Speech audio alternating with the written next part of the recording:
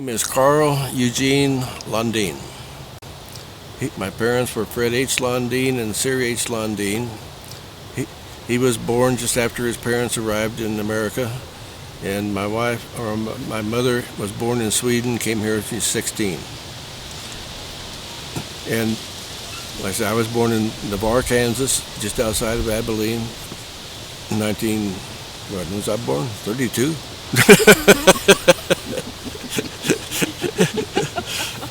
Graduated from high school in Chapman, Kansas in May of 1950. I worked for my father, a construction company, building Dairy Queen, remodeling houses and so forth until 52, when I got a nice letter from Uncle Sam, said, please come join us for vacation. But prior to that, I'd enlisted in the Air Force, and I was waiting to get my papers back from them. I got my rejection from the Air Force on Monday, because this little finger doesn't bend, and my draft notice on Tuesday, because that's when Korea was running hot and heavy.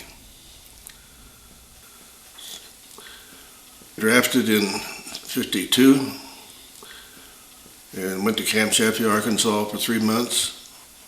I was supposed to go to officers training school in Fort Sill. Instead, I got on the battalion basketball team and broke my foot. Spent 6 weeks in the hospital playing ping pong with my cast on. Then a couple thousand of us would fall out each Friday with orders for Korea, and that happened 2 weeks in a row. They called everybody's name except 3 of us. So the third time they said, come to the office. Said, on this blackboard are some red and blue pens, pick one. So I did. It turned out to be Augsburg, Germany. So instead of Korea, I ended up in Germany. And how long were you there for? Well, a little less than 2 years. And what did you do in the military? I was in the artillery. I was the weapons supply sergeant. I went over as a private, got increased to corporal immediately, and I wore sergeant stripes, which I still have in the drawer right here. So I had all the privileges of a enlisted man, and also did an officer's job as battery security officer. So if I went in my civvies, I could go to the officers club. If I wore my uniform, I had to go to the NCO club. I had a real different kind of deal. Yeah, it is. But no, I don't regret my military at all. I traveled all over Germany, France, wrote my own passes on weekends, had a great time. If you volunteered, it was 4 years. If I got accepted into the Air Force, it would have been for 4 years. But when you're drafted, it's only 2 years. So when I finished my time in Germany, they offered me a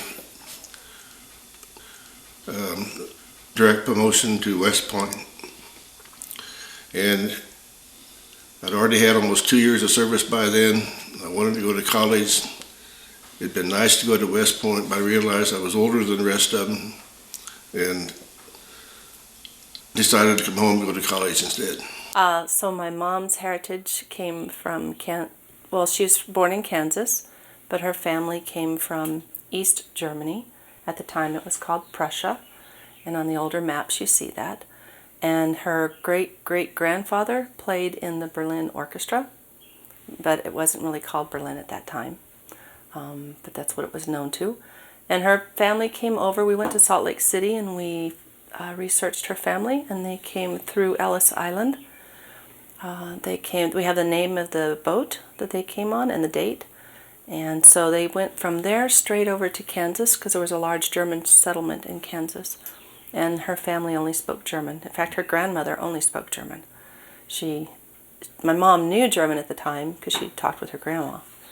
But then there was a point during World War II where they didn't want anyone speaking German.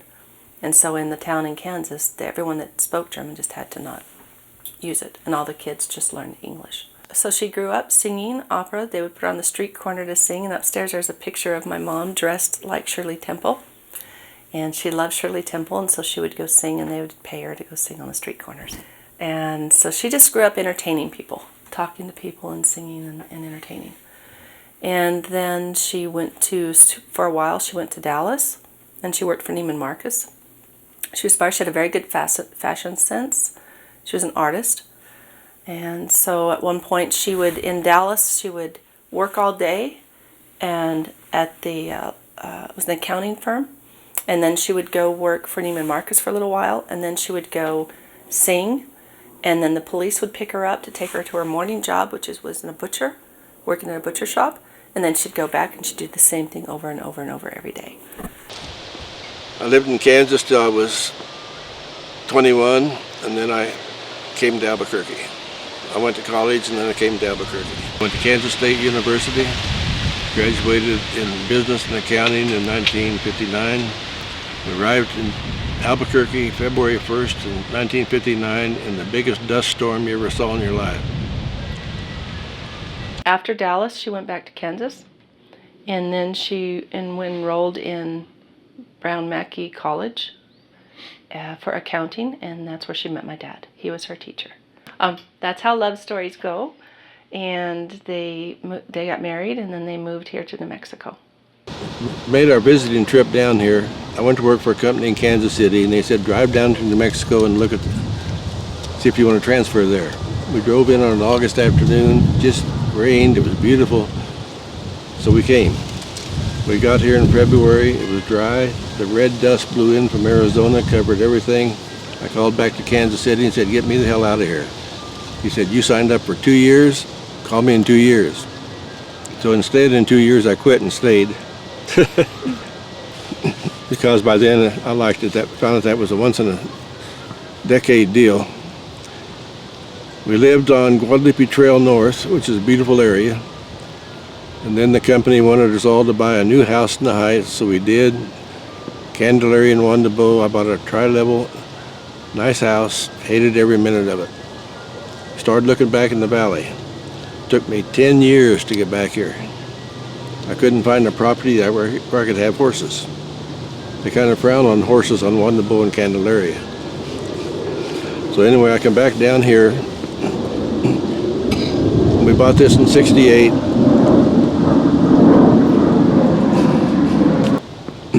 And we come down here in '68, and my wife didn't have too good eyes. She wasn't really able to see the mess this place was in, but I knew.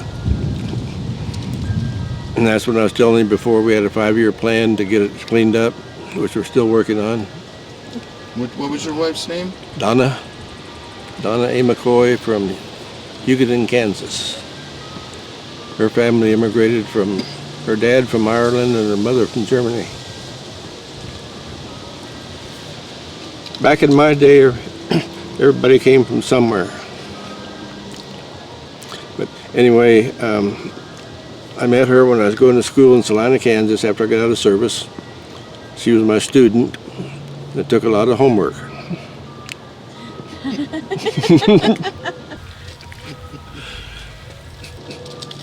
So we got married and went to college in Kansas State.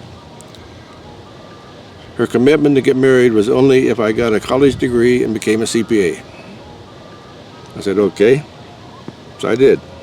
So you have this city lady in Kansas coming out here to New Mexico to what they consider to be the Wild West, and then living on a farm. And that's where it just became just plain funny. I don't think it was funny to her at the time, but in the book it talks about it. It's food played such a big part of the farm because my parents came out of that. Like Dad grew up, raised everything they ate. On the way home from school, he'd shoot a rabbit, and that was dinner. You know, they took their guns to school. I mean, talk about it. So the guns are not the issue. Guns are not bad. They took their guns to school. They just were trained and disciplined on how to handle their gun. And so on the way home from school, Dad would shoot a rabbit or a pheasant. He would take it home. He'd dress it out. His mom would cut it out, and that was dinner. So for him, they had food, but they worked very hard to get food. Whereas for my mom, they didn't have a farm, and they moved quite a bit. So if they didn't have the money for food, they went without. It was just different. And so for my mom, food was always a big issue. And so when we were raised, And Dad, and we didn't always have this big house and all this stuff. And so when he started his CPA firm and we moved out here, money was super, super, super tight. And I remember if we didn't grow it, pretty much we didn't have it. So us kids grew up, we knew we'd spend the whole summer canning. We knew we'd be canning tomatoes and pickles and beets, and we just knew it. And mincemeat or whatever it is we did. And we knew that when Dad was going to kill out a chicken, well, that meant that it was coming in here, and we had to have boiling water, and we had to have pliers, and we had to pick out all the pin feathers. I mean, we knew that.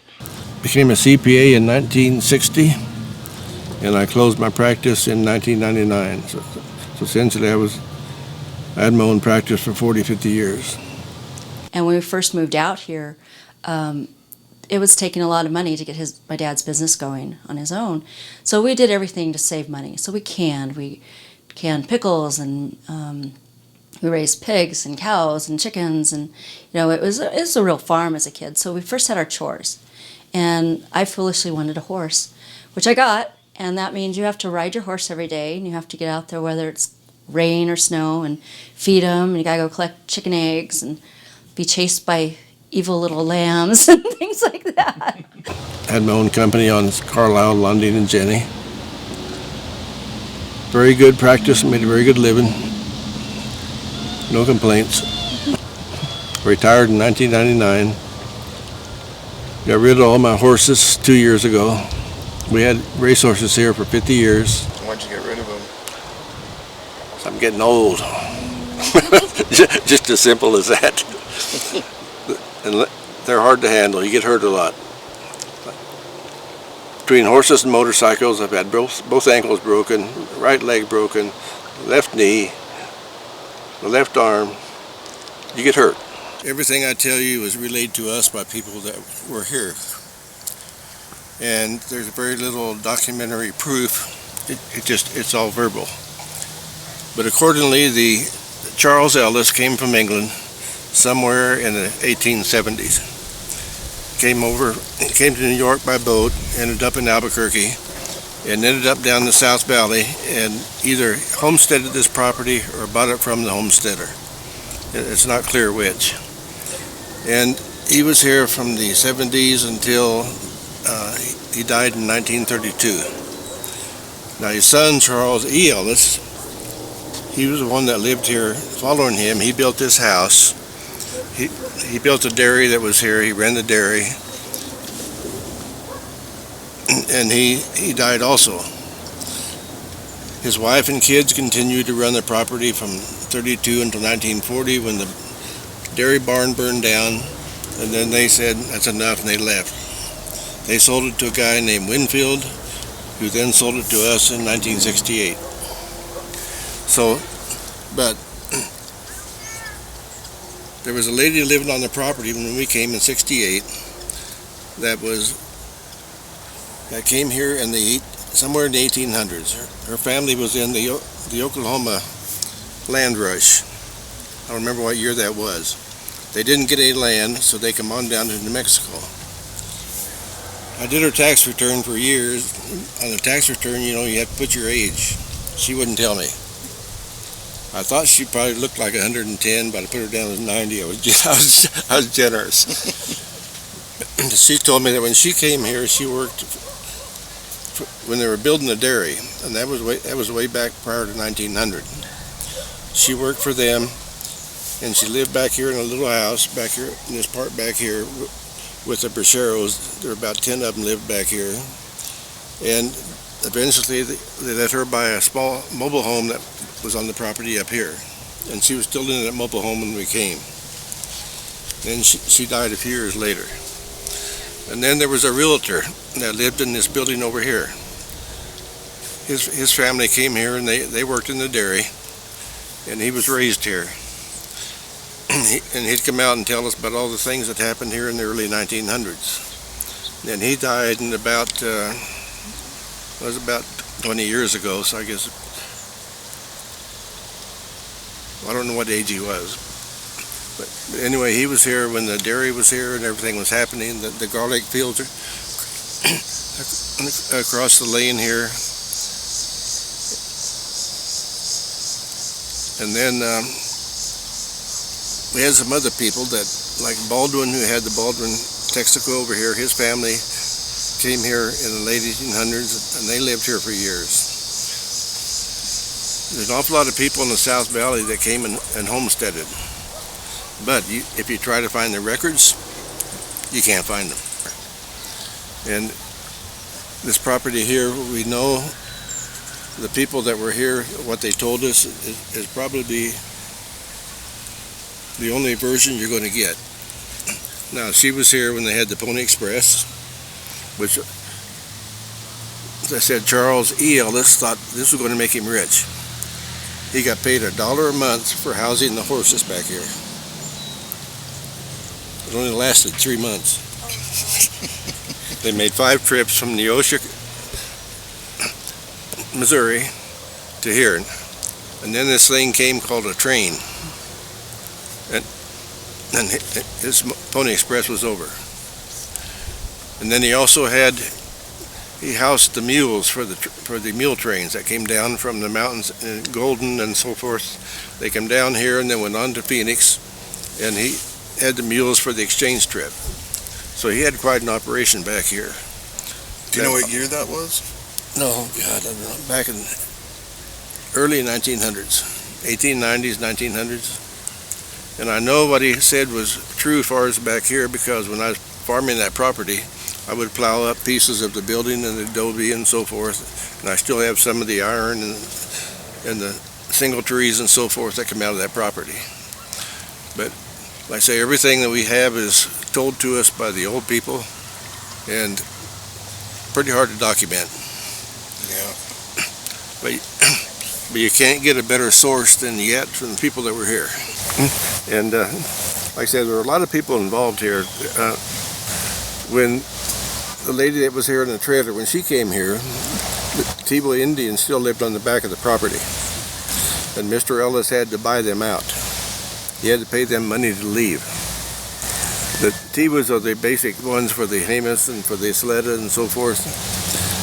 They all lived back here, and they worked for him. But he had to go through a title deal and actually buy their property, even though they had no deed. And Charles R. Ellis, the one that owned it in the 1900s, he had no deed. His father, Charles E. Ellis, acquired the property. He never had a deed. When we came here, the Winfields that sold it to us had what do they call it, when you have a title documentary. Anyway, they had that, and they left it for us, and we lost it, which is a shame. But it covered everything that happened from 1900 on up to current. And what happens, we refinanced the property in 1975. We loaned it to the title company to copy out of, and they say they threw it away, but I'm sure they kept it. So we lost all of that. We read it, and we know what it said in there, but we don't have it. But it's quite a history of the property. There's a lot of people that were here, a lot of people involved in the neighborhood. I mean, this was quite an operation. They had the dairy, they had the Pony Express, they had the mules, they had the garlic fields, they had the orchards, they had the wine, they had the apple cider. It was a big operation. Hate to say it, but I'm probably one of your last sources. Yeah, Most of the stuff that the Ellises told us, I mean, we have, like in the basement, we still have the original equipment for the winemaking. And they said his father bought the crusher in the 1880s, and he had the press made. Down in the basement, there's a press that you turn. He had that made about 1900. And it's been in use here ever since, and I still use it. When I do these grapes, which I'm going to be doing in just a few days, I'll use the crusher that he had, 1880s, something, whatever. Still works. And to press the grapes, I'll use the same press that he had. You can tell by the iron in the press that it's old original cast iron There wasn't much of that done after the early 1900s. So that's pretty good evidence that's probably all true. And of course the old apple barrels are down there that I showed you. Originally there were 7 of those. And they made enough apple cider every year that they supplied the whole neighborhood. And their wine that they sold locally, and some of it went to the Santa Fe Railroad. And they did that for years. But when Mr. Ellis died in '32, then that all stopped. Because the Winfields bought the property and they did nothing. That everything just said. 1947. So the Winfields bought it in 1947? Yeah, that's when Mrs. Ellis and her kids left and moved to Orange, Texas. And most of this we have pretty well verbally from the son of Ellis, who lived in Orange, Texas, who was born here. And he lived out in the old shack that was out here that we didn't tear it down, it finally just fell down. And that was the house they built in the 1870s or 80s, and it fell down in 1973. And the old wood from that house is what I'm still using now to make picture frames and so forth. That's going in our houses. Yeah, I've got a whole bunch of it out there in the shed, and I make those and I sell them.